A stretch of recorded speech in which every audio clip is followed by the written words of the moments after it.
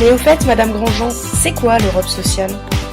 Le terme d'Europe sociale désigne l'ensemble des politiques sociales européennes concernant le travail, la santé, l'égalité femmes-hommes, le logement, la lutte contre les discriminations et la lutte contre la pauvreté. Et le socle européen des droits sociaux, qu'est-ce que c'est?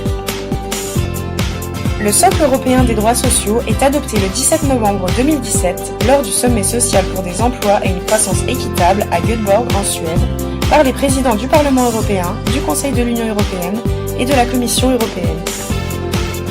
On envisage le socle comme une feuille de route que suivent les pays membres pour atteindre un modèle sociétal moderne.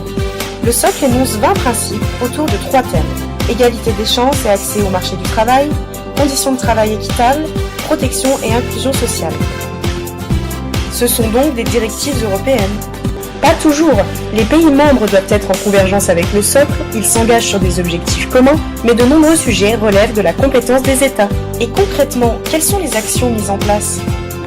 Par exemple, la révision de la directive sur les travailleurs détachés, l'autorité européenne du travail, ou encore une coopération sur les maladies rares. Et l'Europe de demain, c'est quoi? C'est une Europe qui s'assure d'un socle minimum de salaire et d'un socle d'assurance chômage. C'est une Europe qui lutte contre le dumping social et qui discute des évolutions du travail, comme le travail des plateformes.